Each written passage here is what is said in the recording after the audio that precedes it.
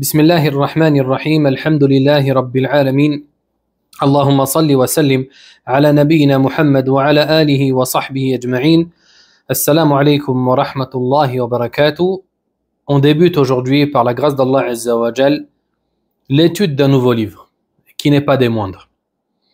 Il s'agit du célèbre ouvrage intitulé Umdatul Ahkam min Adillatil Ahkam de l'érudit, du grand mémorisateur, le grand dévot Abd al-Ghani al-Maqdisi rahimahullah ta'ala. On va rapidement voir l'importance de ce nouveau cours, qui en réalité s'illustre par la matière qu'il y a dans ce livre, qui n'est autre que la sunna du prophète sallallahu alayhi wa sallam. Et la sunna du prophète sallallahu alayhi wa sallam, c'est la seconde source de légifération de notre religion. Ainsi, il est extrêmement important d'étudier la sunna du prophète sallallahu alayhi wa sallam, car c'est à partir de la sunna et avant cela le Coran que l'on va déduire, que les savants ont déduit les statuts juridiques des différentes actions accomplies par ce qu'on appelle en arabe al-mukallaf, la personne responsable. La personne responsable. Ainsi, il est du devoir de chaque musulman d'apprendre sa religion et d'accorder une part importante de son attention à la sunna du prophète sallallahu alayhi wa sallam. Et combien sont les savants qui, à la fin de leur vie, ont regretté de ne pas avoir accordé assez d'importance, d'après eux, au Coran, à la compréhension du Coran, ainsi qu'à la compréhension de la tradition prophétique. Parmi eux, Cheikh al-Islam ibn Taymiyyah, rahimahullah ta'ala, cette montagne de science qui a passé toute sa vie dans la quête du savoir, et malgré cela, à la fin de cette dernière, il dit « Si seulement j'avais passé toute ma vie à l'étude et à la compréhension du livre d'Allah Azza wa Jal. » Et le Cheikh al-Shanqiti, rahimahullah ta'ala, qui lui aussi, durant son dernier hajj, a tenu des propos similaires.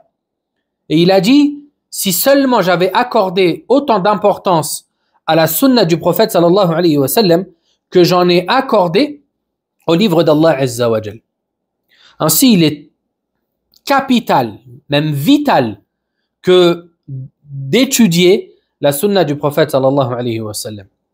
Et parmi les bienfaits de l'étude renfermant une partie de la tradition prophétique, il y a la multiplication de la prière sur le prophète sallallahu alayhi wa sallam, qui est une grande adoration. Le prophète sallallahu alayhi wa sallam a dit « Quiconque prie sur moi une fois, Allah priera sur lui 10 fois. » C'est-à-dire qu'Allah Azza wa Jal fera ton éloge auprès de ses anges à 10 reprises, alors que toi tu as prié sur le prophète sallallahu alayhi wa sallam qu'une fois.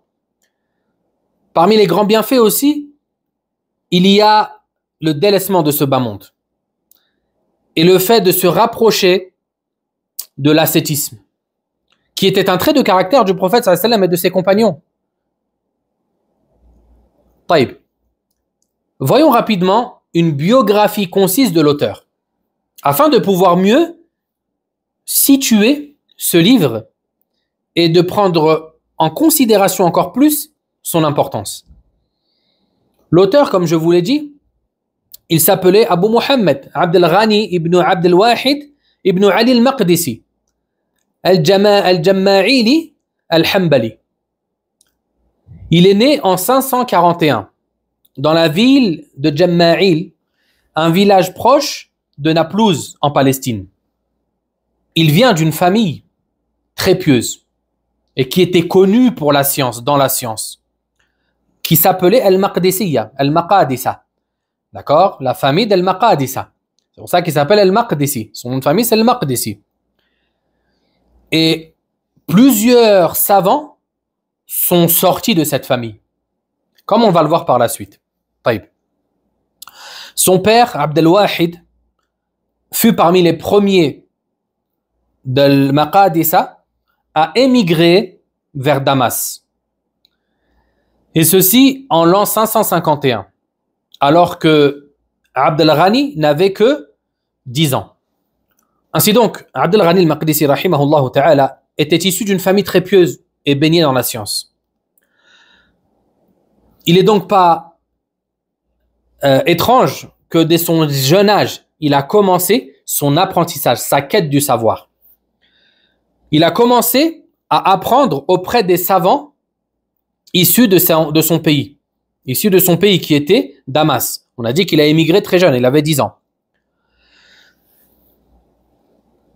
Et parmi les savants auprès desquels il a étudié, il y avait le doyen de sa famille, Ahmed ibn Muhammad ibn Qudama al-Maqdisi, le père de al-Muwaffaq ibn Qudama, le célèbre jurisconsulte et auteur du livre Al-Mughni, qui est un livre de référence dans la jurisprudence comparée.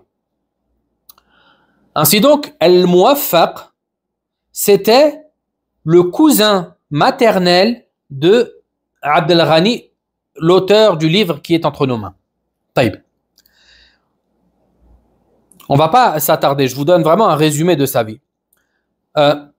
Il a voyagé à travers plusieurs pays du monde islamique à la recherche de la science. Et ça, c'était une voie qui était empruntée par les savants depuis bien longtemps, à l'époque même des compagnons, à l'époque même d'autres prophètes que le prophète sallallahu alayhi wa sallam. Moussa alayhi salam a voyagé à la recherche de la science, comme Allah Azza wa Jal nous l'a raconté dans la sourate Al-Kahf. Il a voyagé afin de rencontrer Al-Khadir et afin de profiter de sa science. Et il en est de même pour les savants de l'islam.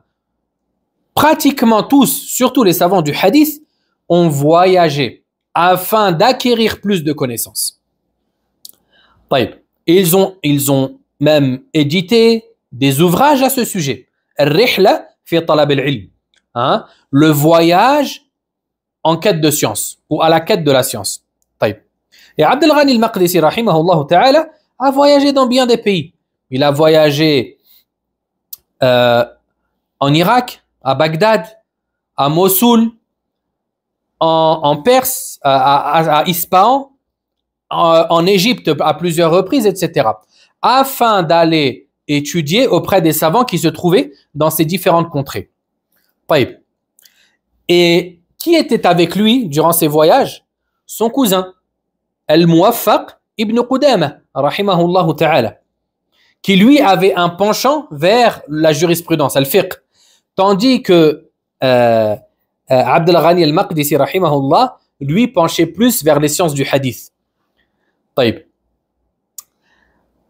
Les biographes qui ont écrit à son sujet, qui ont fait sa biographie, lui ont dénombré plusieurs qualités de traits de caractère. Parmi elles, la générosité, l'humilité, la modestie. Aussi le fait qu'il était fermement accroché à la sunna. Il aimait énormément la sunna du prophète sallallahu alayhi wa sallam. Et il n'avait jamais peur de blâmer le blâmable et d'ordonner le convenable, d'interdire l'innovation.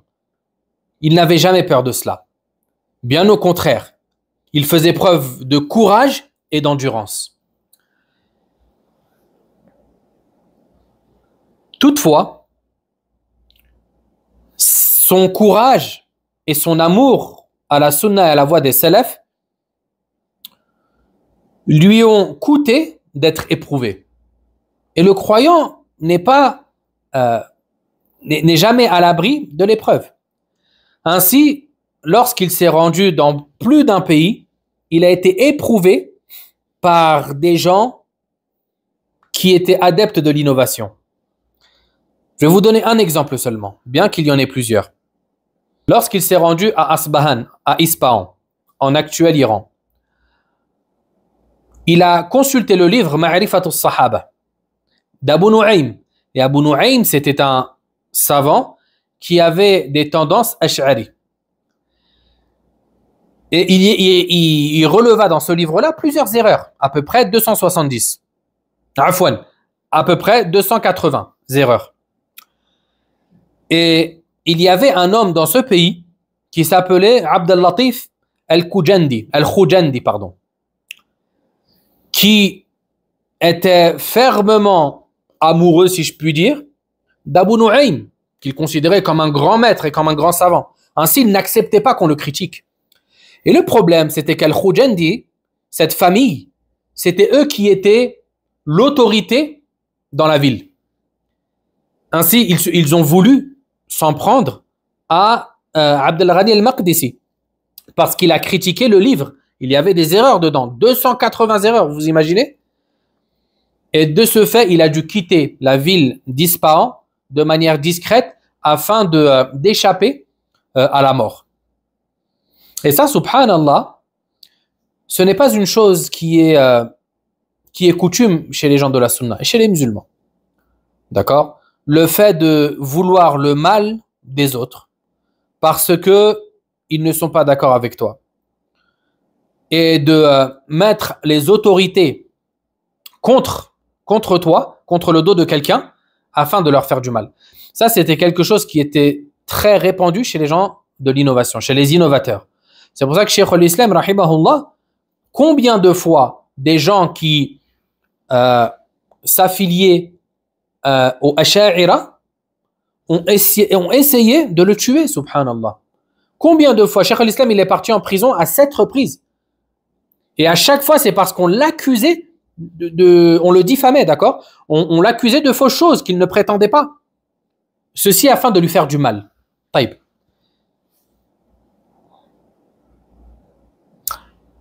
Concernant l'éloge des savants au sujet de Abd al-Ghani, al-Hafidh Abd al-Ghani al-Maqdisi, rahimahullah, elles sont très nombreuses. On se suffira de 2. L'imam al-Dhahabi, rahimahullah ta'ala, dit: c'était un imam, un savant, un grand mémorisateur, véridique, un modèle à suivre, un adorateur, un traditionnaliste attaché aux traces prophétiques, le savant des mémorisateurs. Ibn Kathir, rahimahullah ta'ala, a dit: il était unique en son temps, dans la science des rapporteurs, remarquable par sa mémorisation, sa précision, son audition des hadiths et sa récitation des textes et des noms des rapporteurs. Taïb. Abd al-Ghani al-Maqdisi, on l'appelle al-Hafidh. Et ça, c'est ce qu'on appelle l'aqab. C'est un titre que l'on donnait au savant du hadith qui a retenu et qui a mémorisé et maîtrisé une quantité très grande de hadith. On lui donnait ce titre-là, al-Hafidh. Lorsque vous entendez une personne qui est appelée ainsi, al-Hafidh, un savant qui est appelé ainsi, sachez que c'était un savant dans la science du hadith et que c'était un grand mémorisateur. Al-Hafidh en arabe, ça veut dire le mémorisateur. Et certains ont dit que le nombre de hadiths pour avoir droit à ce titre, c'est 100 000. Tu dois apprendre, connaître 100 000 hadiths, et bien sûr avec les chaînes de transmission. Avec les chaînes de transmission pour pouvoir être appelé Hafidh, subhanallah. Taïb. Concernant les ouvrages qu'il a écrits, ils sont très nombreux. Al-Hafidh al-Maqdisi, rahimahullah, était considéré comme ceux qui ont écrit énormément durant leur vie, bien que sa vie était courte, subhanallah. Parmi les ouvrages de référence qu'il a écrits et dont personne ne peut se passer aujourd'hui dans la science du hadith, il y a le livre intitulé Al-Kamal fi Asma'ir Rijal. Ça, c'est un livre d'une importance capitale. Ce livre, c'est quoi? Il a fait la biographie de tous les rapporteurs des 6 recueils de hadith. Il a fait la biographie, il a parlé sur tous les rapporteurs des 6 recueils de hadith. c'est-à-dire Sahih al-Bukhari, Sahih Muslim, Jami' al-Tirmidhi, Al-Sunan, Sunan Abi Daoud, Sunan al-Nasa'i, Sunan Ibn Majah. Ces six livres-là et tous les rapporteurs qu'ils contiennent, Al-Hafiz Abd al-Ghani al-Maqdisi a fait un livre dans lequel il a parlé de chacun d'eux. Ça, c'est un travail qui demande des années et des années. Ensuite, après lui, il y a Al-Hafiz al-Mizzi qui est venu une centaine d'années après lui et qui a complété, parachevé ce livre-là et qui, lui, aujourd'hui, est une référence dans la science du hadith. Et son livre s'appelle Tahdhib al-Kamal fi Asma'i al-Rijal. Et c'est un livre qu'il a pris des décennies à écrire. Je ne dis pas 10 ans, je ne dis pas 20 ans, mais bien plus. Subhanallah. طيب. Parmi les livres aussi qu'il a écrit, le livre qui est entre nos mains, Umdatul Ahkam. Parmi les livres aussi, Al-Iqtisad fi al-I'tiqad, un livre dans l'Aqida, etc.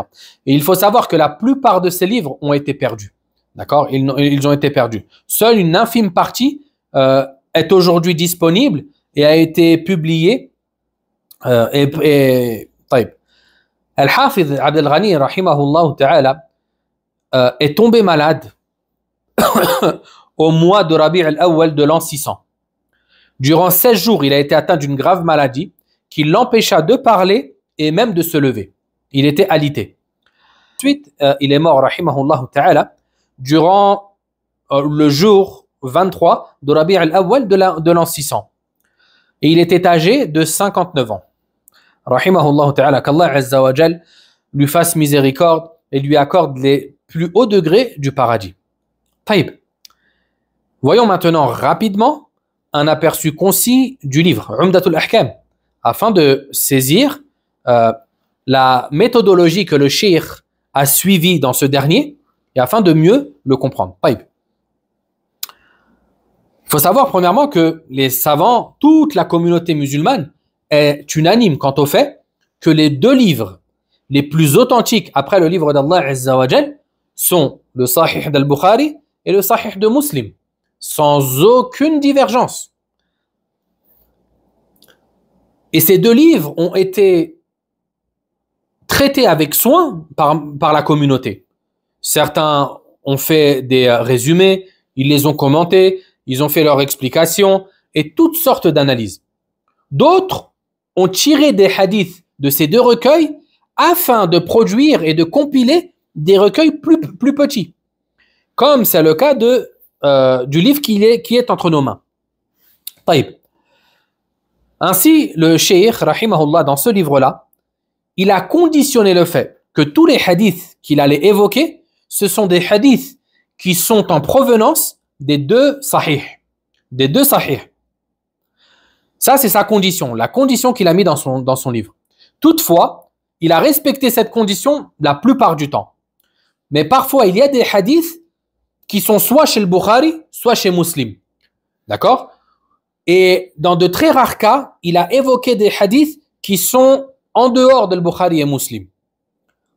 Et ça, je vous le communiquerai lorsqu'on passera sur un hadith qui n'a pas respecté la condition prérequise, qui était que les hadiths qu'il évoque sont dans les deux sahih. Ainsi, on sait que la quasi-totalité des hadiths que le cheikh a évoqués dans son livre sont authentiques. Ainsi, lorsque je ne vous dis rien, ça veut dire que le hadith est chez le Bukhari et Muslim. Cet ouvrage s'est distingué par plusieurs points. Premièrement, le fait que cet ouvrage est spécifique au hadith relatif au jugement juridique, qu'on appelle hadith al-ahkam. D'accord? Et ces hadiths-là, ce sont ces textes sur lesquels les jurisconsultes, al-fuqaha, se sont appuyés afin d'établir les statuts juridiques, afin de dire ça c'est halal, ça c'est wajib, ça c'est haram, ça c'est mubah, ça c'est makruh, etc. Ça c'est une partie. C'est là, en fait, c'est pour ça qu'il a appelé son livre Umdatul Ahkam, hein, le pilier des statuts juridiques. Parce que ce sont les hadiths les plus importants sur lesquels les jurisconsultes se sont appuyés afin d'émettre les statuts juridiques liés aux actions des individus responsables. Ce livre-là comporte 448 hadiths. Ainsi, c'est un livre que je vous invite à étudier, à mémoriser, même si vous en êtes capable. D'accord? Le cheikh a organisé son livre selon l'ordre de jurisprudence, de fiqh. C'est-à-dire qu'il a commencé par le chapitre de la purification, et il a terminé par le chapitre de l'affranchissement. Hein? Ainsi, ce livre va passer sur tous les chapitres de la jurisprudence. Le shir dit Bismillahirrahmanirrahim wa huwa hasbi. قال الحافظ أبو محمد عبد الغني بن عبد الواحد بن علي ابن سرور المقدسي رحمه الله تعالى الحمد لله المالك الجبار الواحد القهار وأشهد أن لا إله إلا الله وحده لا شريك له رب السماوات والأرض وما بينهما العزيز الغفار وصلى الله على النبي المصطفى المختار وآله وصحبه الأطهار. طيب, avant qu'on commence, la méthodologie qu'on va suivre dans ce livre-là, c'est qu'on va étudier les hadiths de manière concise. C'est-à-dire que je ne vais pas m'attarder sur les hadiths. Là, je m'attarde sur l'introduction, mais ensuite, je ne vais pas m'attarder sur les hadiths. Je vais le lire en arabe. Ensuite, je lirai la traduction en français. Ensuite, on étudiera les principaux points, d'accord, les principaux points de chaque hadith. Ensuite, on verra ensemble les points, les fawaïd, les bénéfices que l'on peut tirer du hadith. D'accord? C'est-à-dire que chaque hadith a un point principal, a une mas'ala, comme on dit. Et ensuite, on étudiera les points secondaires, hein, sans s'étaler. Et pour ce qui est des sujets de jurisprudence, je ne vais pas m'attarder à évoquer les khilaf, les divergences, parce que ça prendrait trop de temps et ce n'est pas dans l'intérêt de l'étudiant que d'entrer, hein, au début dans les divergences. Ainsi, je me suffirai de vous évoquer l'avis qui me paraît le plus fort. Et bien sûr, je me base pour l'explication de ce livre-là, premièrement, sur l'explication qui a été faite par le cheikh Abdullah al-Fawzan, qu'Allah Azza wa Jal le préserve, qui a passé 50 ans avec ce livre, aussi bien dans son apprentissage que dans son enseignement. Et son explication est l'une des plus complètes et des plus claires. Taïb. Commençons donc. Le cheikh dit, rahimahullah, au nom d'Allah, le tout miséricordieux, le très miséricordieux. Et il me suffit certes. Al-Hafidh Abu Muhammad Abd al-Ghani ibn Abd al-Wahid ibn Sarour al-Maqdisi, rahimahullah ta'ala, a dit: Louange à Allah, le maître souverain, l'impérieux, l'unique, le dominateur suprême. Et j'atteste qu'il n'y a de divinité digne d'adoration en dehors d'Allah, seul, sans associé. Le Seigneur des cieux, de la terre et de ce qu'il y a entre eux, le Tout-Puissant, le Grand Pardonneur. Et qu'Allah couvre d'éloges le prophète choisi et élu, ainsi que sa famille et ses nobles compagnons. Taïb. Ici, le cheikh, rahimahullah, a commencé par al-basmala, le fait de dire Bismillahirrahmanirrahim. Et ça, en imitation du prophète sallallahu alayhi wa sallam, et avant cela d'Allah Azza wa Jalla dans le Coran, qui a commencé toutes les sourates par Bismillahirrahmanirrahim, hormis la sourate numéro 9, At-Tawbah. Al-Basmala, qu'est-ce que ça veut dire? Al-Basmala, c'est une formule qui a pour but de rechercher la bénédiction d'Allah Azza wa Jalla et son assistance dans l'action que l'on va effectuer, pour laquelle on a évoqué Al-Basmala. Par exemple, lorsque tu dis Bismillah avant de manger, en réalité tu dis au nom d'Allah, ou je mange au nom d'Allah. C'est-à-dire, je mange et je recherche l'assistance d'Allah Azza wa Jal, ainsi que sa bénédiction dans mon action de manger. Et il en est de même lorsque tu dis Bismillah avant de travailler, Bismillah avant de t'habiller, etc., etc. Taïb. Al-Basmala contient 3 noms d'Allah Azza wa Jal. Allah, Ar-Rahman, Ar-Rahim. Allah, ce nom, c'est le nom le plus illustre d'Allah Azza wa Jal, que lui seul possède et avec lequel on n'appelle que notre Seigneur. Ce nom-là signifie Al-Ilah al-Ma'boud al-Ma'louh, celui qui est adoré, l'être adoré. Taïb. Ar-Rahman, qui est traduit par le tout miséricordieux, signifie le doué d'une vaste miséricorde, qui est en lien avec son essence. C'est-à-dire qu'Allah Azza wa Jal, il est miséricordieux de par son essence. Hein? Allah Azza wa Jal aime la miséricorde. Et parmi les traces de cette miséricorde, sa bienfaisance envers les créatures et le fait qu'il leur accorde toutes les sortes de bienfaits. Et ce nom-là aussi, c'est un nom spécifique à Allah. Personne n'a le droit de s'appeler Ar-Rahman. طيب. Ensuite, Ar-Rahim, le très miséricordieux. Ça, c'est un nom qui signifie celui qui atteint de sa miséricorde qui il veut parmi ses créatures. Hein? Et la différence entre Ar-Rahman et Ar-Rahim, c'est que Ar-Rahman, il indique qu'Allah Azza wa Jal est miséricordieux de par son essence. C'est un attribut d'essence. Tandis que Ar-Rahim, ici, c'est un nom qui indique l'action, le fait de faire miséricorde à ses créatures. Voilà la différence, ou l'avis le plus proche concernant la différence entre Ar-Rahman et Ar-Rahim. Taïb. Il dit Alhamdulillah, louange à Allah. La louange, d'accord, lorsque tu dis Alhamdulillah, qu'est-ce que ça veut dire? Ça veut dire, la louange consiste à reconnaître en faveur de l'être loué les attributs de perfection, tout en l'aimant et le vénérant. Lorsque tu dis Alhamdulillah, en réalité, tu dis Ya Allah, je te reconnais tous les attributs de perfection, tout en t'aimant et en te vénérant. C'est ça que ça veut dire Alhamdulillah. Et ensuite, c'est un deuxième sens qui est proche de shukr, hein, du remerciement. Taïb. Ainsi donc, Allah Azza wa Jal, il est loué à la fois pour sa perfection et pour les bienfaits qu'il accorde à ses serviteurs. Taïb. Et lorsque la personne, elle dit Alhamdulillah, d'accord, ici, en langue arabe, il y a un lam avec le nom d'Allah Azza wa Jal, Lillah. Ici, ce lam, cette lettre-là, sous-entend l'exclusivité et le mérite. C'est-à-dire que seul Allah mérite d'être loué. Pourquoi? Parce que il est parfait et parce que c'est lui qui accorde ses bienfaits à ses serviteurs. Taïb. Ensuite, il dit le roi souverain, Al-Malik.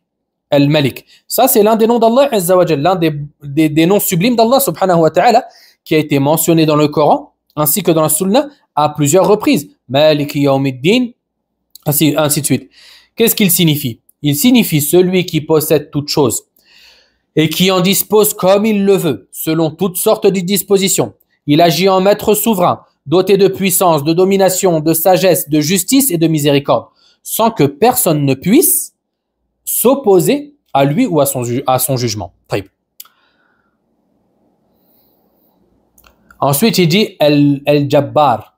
El-Jabbar, qui a été traduit ici par l'impérieux. Et ça fait partie, et ce nom aussi fait partie des noms d'Allah Azza wa Jal. Il a été mentionné dans le Coran à une seule reprise. D'accord? Ou à une seule fois plutôt. Et c'est dans la parole d'Allah Azza wa Jal, Huwa Allahu la ilaha illahu, al-Malikul Quddus, al-Salamul Mu'minul Muhayminul Jabbar. C'est lui Allah, il n'y a point de divinité en dehors de lui, le souverain, le pur, la paix, le véridique, le prédominant, le puissant, l'impérieux. Taïb. Le nom Al-Jabbar comporte trois sens. Premièrement, il signifie le très haut, celui qui est au-dessus de toute atteinte, celui que personne ne peut atteindre. Deuxièmement, il signifie le contraignant, c'est-à-dire celui qui contraint ses créatures à ce qu'il veut en matière d'ordre ou d'interdiction. Troisièmement, il signifie celui qui répare, c'est-à-dire celui qui pense les blessures de ses serviteurs, restaure leur manque et les dispense d'avoir besoin d'autre que lui. Taïb. Ensuite, il dit Al-Wahid, l'unique. Et ça aussi, c'est l'un des noms d'Allah Azza wa Jal. Il a été mentionné dans le Coran à plusieurs reprises, comme dans la parole d'Allah Azza wa Jal. Qul Allahu khaliqu kulli shay wa huwa al-wahid al-qahhar. Dit Allah est le créateur de toutes choses et il est l'unique, le contraignant. Taïb. Le nom d'Allah Azza wa Jal, l'unique, signifie que c'est l'être unique, qui n'a cessé d'être seul et il n'y eut jamais aucun autre avec lui. Il est le seul dans son essence, dans ses attributs, dans ses actions, le seul dans sa seigneurie, le seul dans sa divinité. Il n'a pas engendré et n'a pas été engendré. Subhanahu wa ta'ala. Ensuite, il dit Al-Qahhar, le dominateur suprême, qui a été évoqué dans le Coran, associé avec d'autres noms d'Allah Azza wa Jal. Taïb. Comme par exemple le nom Al-Wahid, Al-Wahid Al-Qahhar. Son sens est celui qui soumet les créatures par sa puissance et sa sagesse. Les coups se sont inclinés devant lui. Les tyrans se sont humiliés devant lui. Les visages se sont abaissés devant lui, subhanahu wa ta'ala, par révérence à sa grandeur. Rien ne se réalise si ce n'est en fonction de sa volonté. Ainsi, tout ce qui se passe dans ce monde sache que c'est Al-Qahhar qui l'a voulu, le dominateur suprême. Et personne ne peut bouger, ne serait-ce qu'un œil, si ce n'est par la permission d'Allah Azza wa Jal. Taïb. Ensuite, il dit, et j'atteste qu'il n'y a de divinité digne d'adoration en dehors d'Allah. Ash-shahada. D'accord? Et le sens de j'atteste, qu'est-ce que ça veut dire ashhadu? Le mot ashhadu en arabe, il est tiré de ash-shahada, une chose que l'on voit. Et en réalité, le sens de j'atteste, c'est que je reconnais fermement avec mon cœur, conscient et que je prononce avec ma langue cette attestation. C'est comme un témoin qui atteste de ce dont il voit de près. Hein? Lorsque tu dis ashhadu an la ilaha illallah, tu es sûr, c'est avec conviction que tu dis ça. D'accord? Et ce n'est pas par coutume, c'est par conviction. Tu es sûr, tu es convaincu que le seul à mériter l'adoration, c'est Allah subhanahu wa ta'ala. Et que Muhammad sallallahu alayhi wa sallam est le serviteur d'Allah et son messager. Avec conviction. Taïb. Ensuite, il dit le Seigneur des cieux et de la terre de ce qui est entre eux. Taïb, ici c'est clair. Ensuite, il dit le Tout-Puissant, Al-Aziz. Et ça aussi, c'est l'un des noms d'Allah Azza wa Jal qui a été évoqué dans le Coran à maintes reprises. Taïb. Et il signifie celui qui détient toute forme de puissance, celui qui est invincible. Il détient la puissance de la force, la puissance de la domination et la puissance de l'inaccessibilité. Ainsi, personne ne peut s'en prendre à Allah parce qu'une personne est assez puissante pour s'en prendre à Allah. Ça n'existe pas. Ça n'existe pas. Car Allah Azza wa Jal, c'est Al-Aziz, le tout-puissant. Hein? Celui dont la puissance a atteint le paroxysme. Hein? Allah, il a une puissance infinie. Il est capable de faire toute chose, subhanahu wa ta'ala. Ainsi, il a une capacité illimitée, subhanahu wa ta'ala. Taïb. Et ensuite, il termine en disant Al-Ghaffar, le grand pardonneur. Et c'est là aussi l'un des noms d'Allah Azza wa Jal qui a été mentionné dans le Coran à plusieurs reprises. Il est le plus souvent associé à un autre nom, Al-Aziz Al-Ghaffar, entre autres. Taïb. Ici, regardez, subhanallah, et ça c'est très important. Ça c'est une règle concernant les noms d'Allah Azza wa Jal. Dans les textes religieux, lorsque Allah Azza wa Jal ou le prophète sallallahu alayhi wa sallam évoque deux noms ensemble, ici il y a trois sens qui sont voulus alors. On déduit un sens du premier nom, un sens du deuxième nom et un sens provenant des deux noms réunis. Par exemple, ici, lorsqu'Allah Azza wa Jal a dit Al-Aziz Al-Ghaffar, par exemple, Allah subhanahu wa ta'ala, dans Surat Sad, il dit Rabbus samawati wal ardi wa ma baynahuma Al-Aziz Al-Ghaffar. Seigneur des cieux, de la terre et de ce qui est entre eux, le Tout-Puissant, le grand pardonneur. Ici, on va tirer du nom le Tout-Puissant, ce qui a précédé, qu'Allah Azza wa Jal est le possesseur de la puissance illimitée. Ensuite, Allah Azza wa Jal a dit le grand pardonneur, Al-Ghaffar, c'est-à-dire qu'Allah Azza wa Jal, c'est celui qui aime pardonner. Il aime pardonner en abondance. C'est pas seulement il pardonne en abondance. C'est pour ça qu'Allah Ta'ala a dit Al-Ghaffar. Et le troisième sens que l'on tire des deux noms réunis, c'est le fait que Allah subhanahu wa ta'ala, il ne pardonne pas parce qu'il est faible. Allah subhanahu wa ta'ala, il ne pardonne pas parce qu'il est incapable. Non, Allah il te dit, je pardonne, mais je pardonne alors que je suis le Tout-Puissant. Alors que toi, la créature qui m'a désobéi, je peux te réduire en cendres. Mais non, malgré sa toute-puissance, Allah Azza wa Jal aime pardonner. Vous avez vu la subtilité qu'il y a dans l'évocation des noms d'Allah Azza wa Jal les uns avec les autres. Et ça, si vous réfléchissez, lorsque vous lisez le Coran, vous allez voir, vous allez sortir avec beaucoup de sens que vous n'aviez pas forcément, auxquels vous n'aviez pas fait forcément attention avant cela. Taïb. Ensuite, le cheikh dit, rahimahullah, ou avant cela, le mot ghafr en arabe, d'accord, dont est tiré le nom Ghaffar, à la base, il signifie le voilement et la dissimulation. Ainsi, Al-Ghaffar, d'accord, Allah Azza wa Jal, lorsqu'il pardonne à son serviteur, en réalité, il couvre ses défauts. Il couvre ses fautes, hein, il couvre ses fautes et il les dissimule. Il ne les montre pas aux gens. Au jour de la résurrection, le serviteur va venir et Allah va lui dire, j'ai caché tes péchés dans ce bas monde et je les cache aujourd'hui.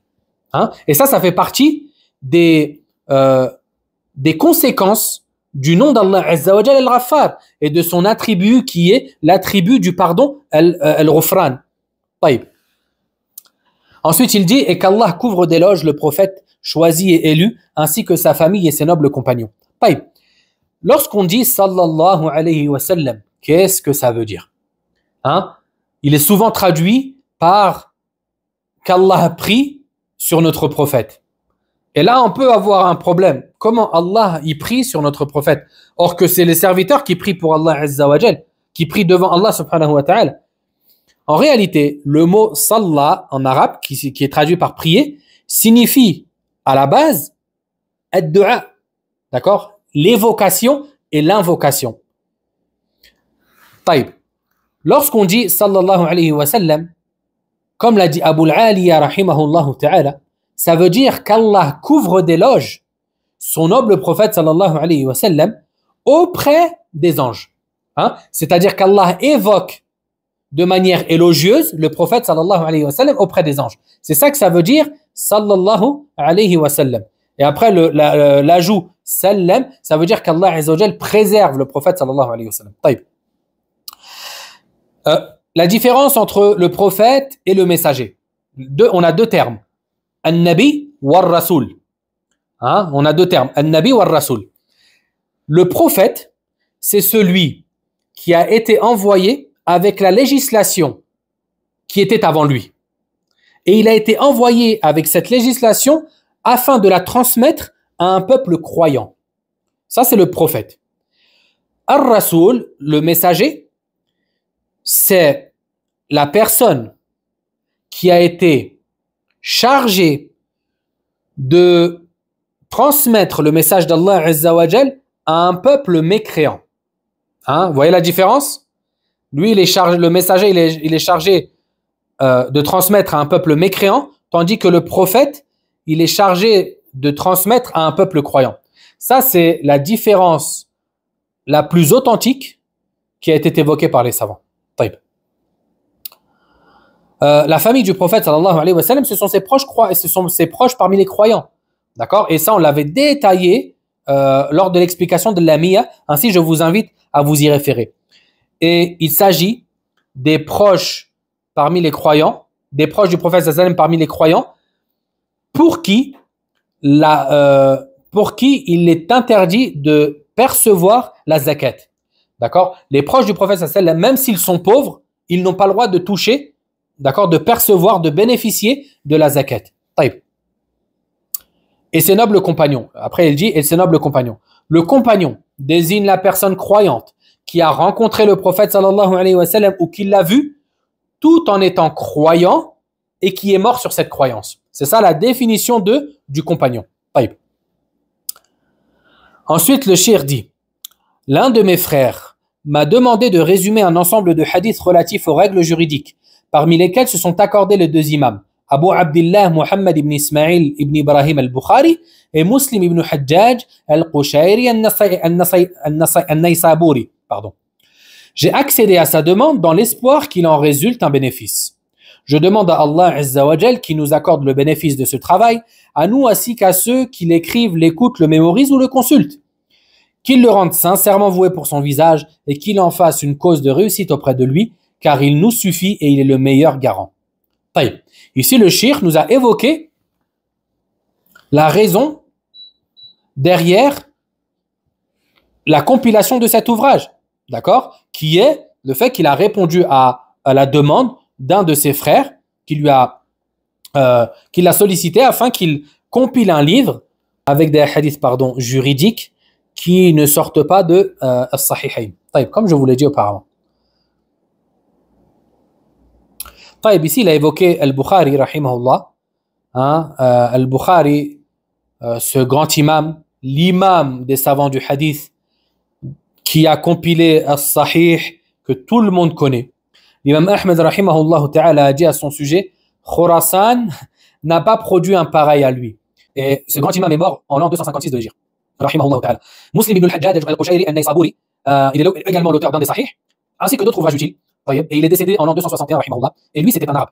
Contrairement à énormément de savants dans la science du hadith, Muslim, lui, c'était un arabe. D'accord? C'est un arabe. Al-Bukhari, non, il venait d'Al-Bukhara, qui est une région en actuel Ouzbékistan. Al-Nasa'i, c'est pareil. Al-Tirmidhi, c'est pareil, etc.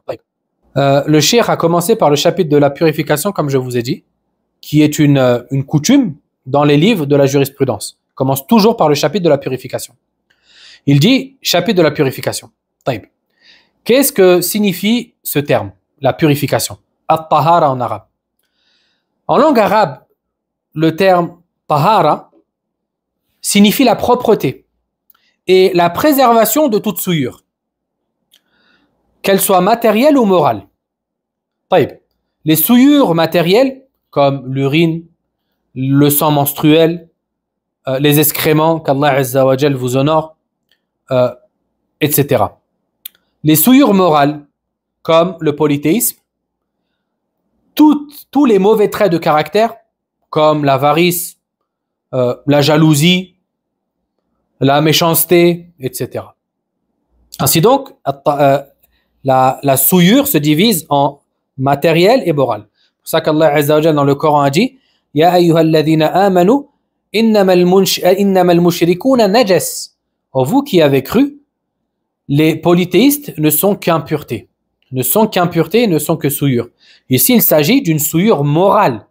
Il s'agit d'une souillure morale et non pas d'une souillure matérielle. Hein? Tu vas pas dire, ah, on a vu que Allah Azza wa Jal, il a dit les polythéistes, c'est une souillure. Du coup, si un polythéiste me touche, je dois refaire mes ablutions. Hein? Et ça, on l'entend des fois. Hein? Si un mécréant me touche, est-ce que je dois refaire mes ablutions?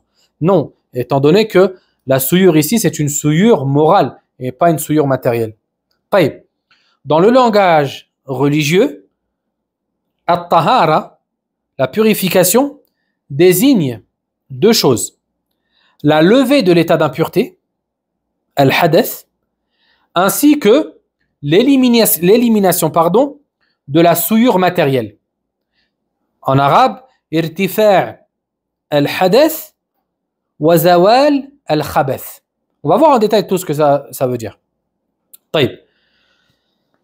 Ainsi donc, al-tahara, dans son jargon religieux, ça signifie la levée, la dissipation de l'état d'impureté et l'élimination de la souillure matérielle. Concrètement, qu'est-ce que ça veut dire? Lorsque tu n'as pas tes ablutions parce que tu es allé aux toilettes, le fait de faire tes ablutions, là, lorsque tu es allé aux toilettes, tu es entré en état d'impureté mineur. D'accord? Tu n'as plus tes ablutions, tu n'es pas en état de pureté. Le fait de faire tes ablutions, ça va te faire gagner, ça va te faire regagner l'état de pureté. Ainsi, tu es sorti de l'état d'impureté, tu l'as dissipé vers l'état de pureté. C'est ça, tahara, dans notre religion. Taïb. Deuxième cas de figure, tu as un vêtement, ton enfant de 5 ans a uriné, il t'a touché, il t'a mouillé. Tu as de l'urine, d'accord, sur le vêtement. Tu vas prendre de l'eau, tu vas nettoyer, tu vas laver ce vêtement-là. Ici, tu vas éliminer, dissiper une souillure matérielle. Ainsi, ça aussi, ça s'appelle tahara. Tout simplement.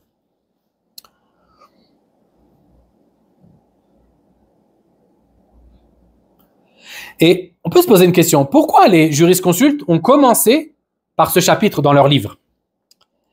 Hein? Ceci car, étant donné que la purification, c'est la clé de la prière, laquelle est le pilier de la religion et une condition essentielle.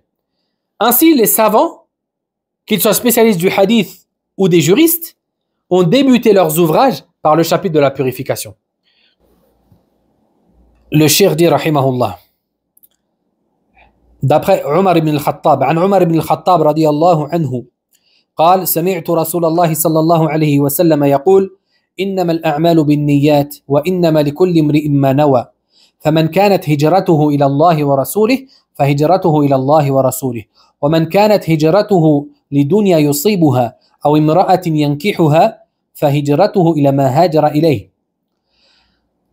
L'auteur dit, d'après Omar ibn al-Khattab radiyallahu anhu, j'ai entendu le messager d'Allah sallallahu alayhi wa sallam dire, les actions ne valent que par leur intention, et chaque personne sera rétribuée selon son intention. Quiconque donc émigre en direction d'Allah et de son messager aura certes émigré vers Allah et son messager, et quiconque émigre pour un bien de ce bas monde ou pour une femme qu'il désire épouser, son émigration sera pour ce qu'il a souhaité. طيب. Ça c'est un hadith azim jiddan dans notre religion. Ça c'est un hadith immensément illustre dans notre religion, car il concerne tous les domaines de la législation islamique. طيب. Le prophète sallallahu alayhi wa sallam ici nous dit, les actions ne valent que par leur intention. L'intention, c'est la volonté du cœur, la volonté résolue du cœur qui te pousse à dire quelque chose ou à accomplir quelque chose. C'est ça l'intention an-niyya. طيب. Cette phrase, qu'est-ce qu'elle veut dire? Les actions ne valent que par leur intention. Deux sens possibles.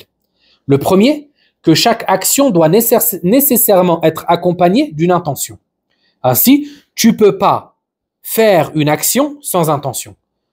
Une personne qui va dire j'ai prié, mais j'avais pas l'intention de prier. C'est pas possible. C'est pas possible.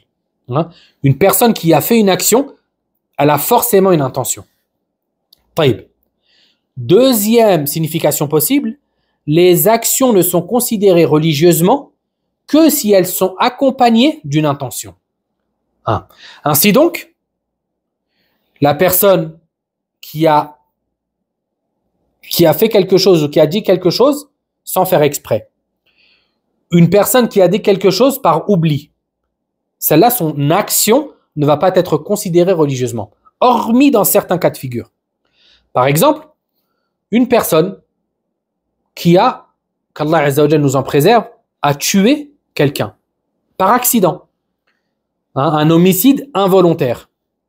Ici, religieusement parlant, on ne va pas appliquer sur lui la loi du talion, parce qu'il n'a pas fait exprès. Une personne qui a fait exprès, qui avait l'intention de faire du mal, l'intention de tuer, et qui a pris un pistolet et qui a tiré sur quelqu'un. Il l'a tué. Ici, le jugement ne va pas être le même, parce que là, lui, il avait l'intention de tuer. Ainsi, la loi du talion peut être appliquée sur lui, si la famille du défunt le désire. طيب. Ensuite, le prophète sallallahu alayhi wa sallam a dit, et chaque personne sera rétribuée selon son intention. C'est-à-dire que la rétribution auprès d'Allah Azza wa Jal est en fonction de l'intention que tu as eue. Si elle est bonne, tu seras récompensé en bien, bien sûr, à condition que ton action a réuni la deuxième condition de validité des actions de notre religion, qui est la conformité à la législation. Et si ton intention était mauvaise, tu seras rétribué en fonction de cette dernière. Ainsi, les deux phrases, elles sont différentes. La première indique que les actions ne sont considérées religieusement que si elles sont accompagnées d'une intention. Tandis que la seconde phrase indique que la rétribution sera accordée en fonction de l'intention. Ensuite, le prophète sallallahu alayhi wa sallam a dit, quiconque émigre en direction d'Allah et de son messager. L'émigration, c'est le fait de quitter un pays mécréant vers un pays musulman.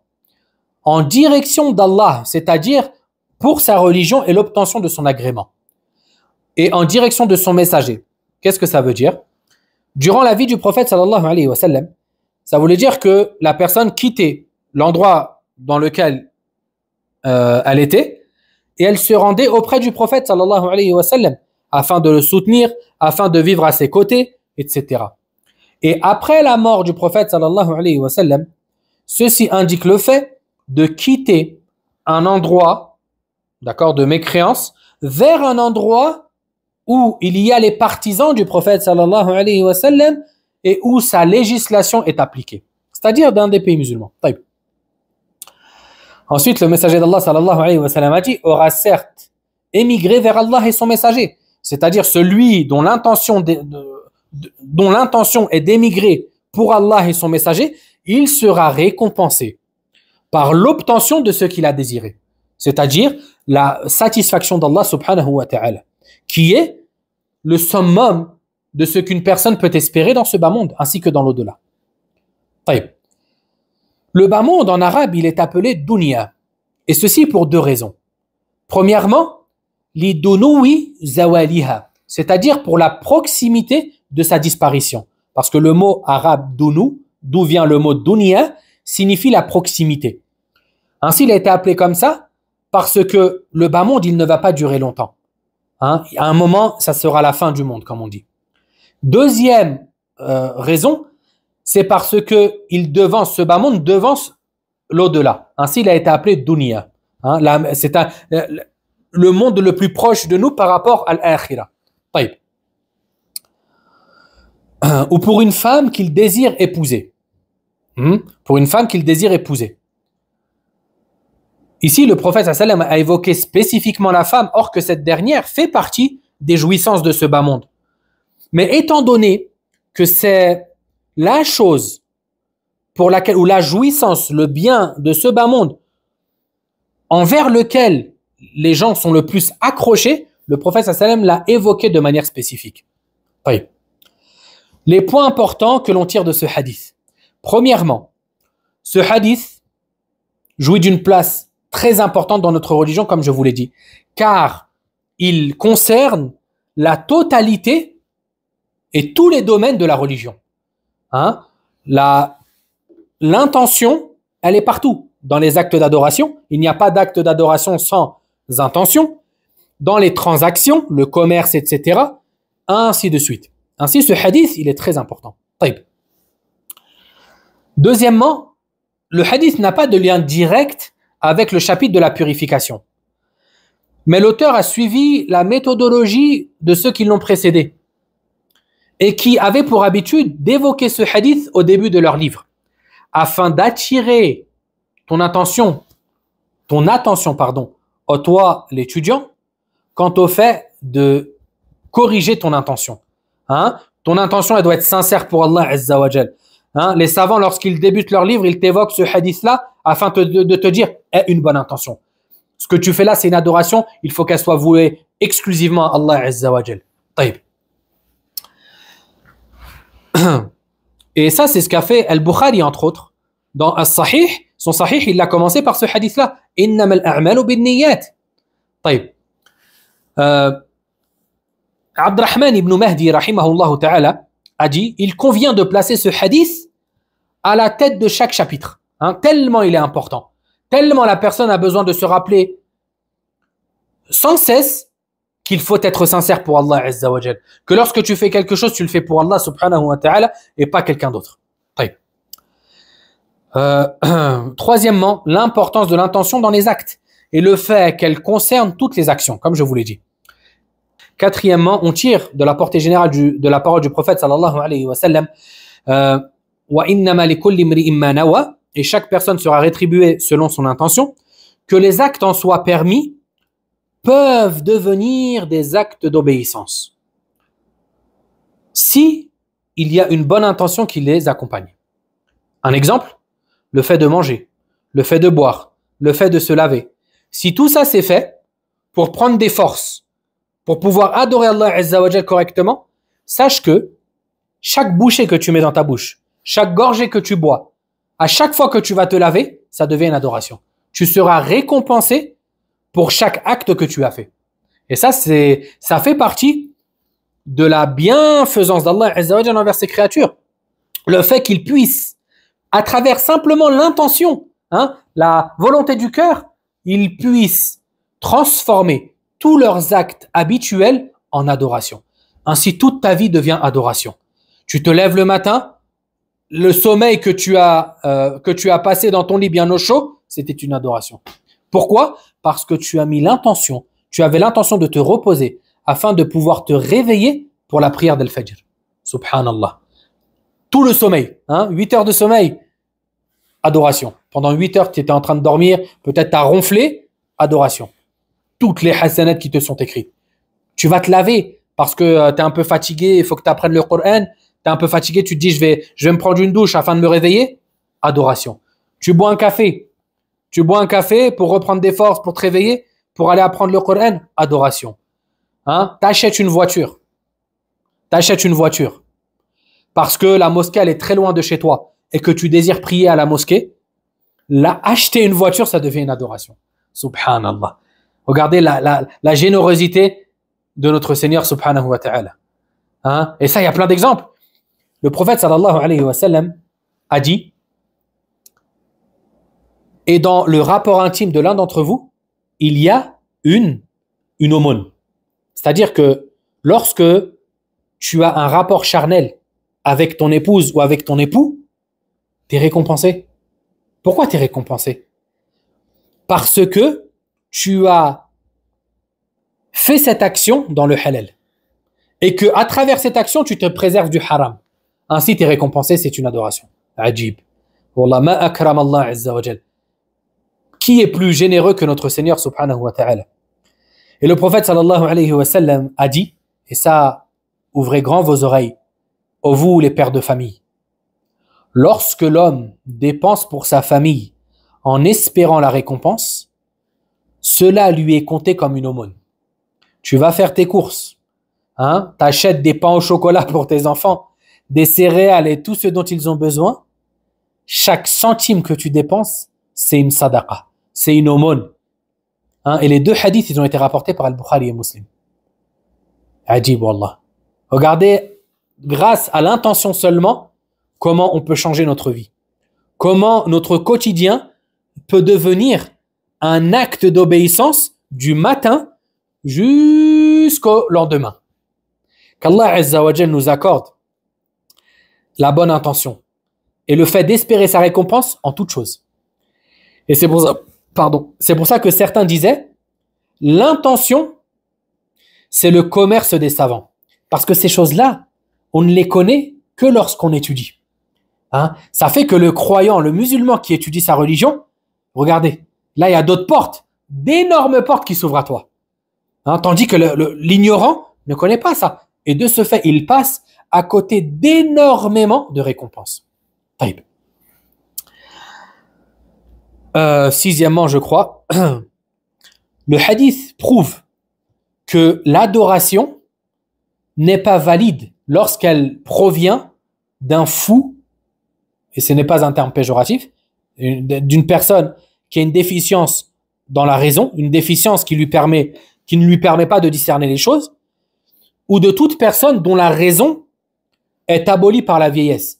Hein, la personne qui a atteint la démence, qui ne sait plus ce qu'elle fait.